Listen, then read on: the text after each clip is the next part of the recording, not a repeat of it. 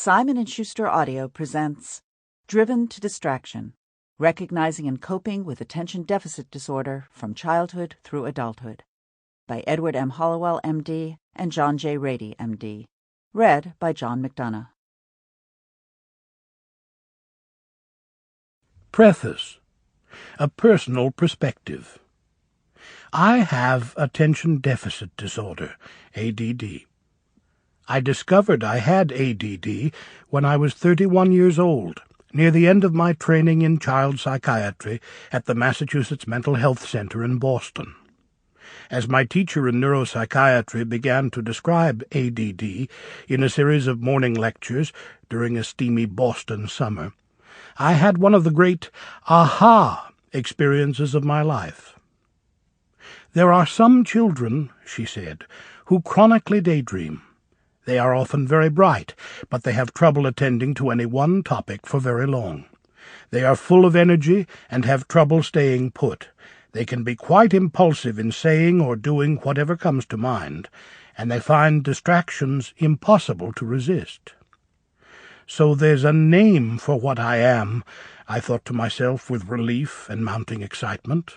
There's a term for it, a diagnosis, an actual condition, when all along I'd thought I was just slightly daft. As the lectures progressed, I devoured everything I could read on the topic. Not only did I realize that I had ADD, but I recognized the syndrome in the behavior of several members of my family as well, which made sense, since it is genetically influenced. Then I heard Dr. Paul Wender, a pioneer in the field, give a talk, and soon after I read his book. I felt as if a boulder had been lifted from my back. I wasn't all the names I'd been called in grade school, a daydreamer, lazy, an underachiever, a space shot, and I didn't have some repressed unconscious conflict that made me impatient and action-oriented.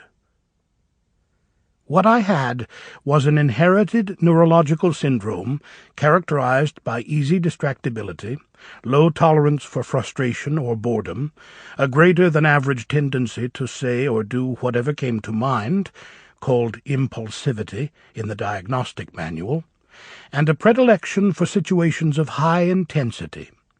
Most of all, I had a name for the overflow of energy I so often felt, the highly charged, psyched-up feeling that infused many of my waking hours in both formative and frustrating ways.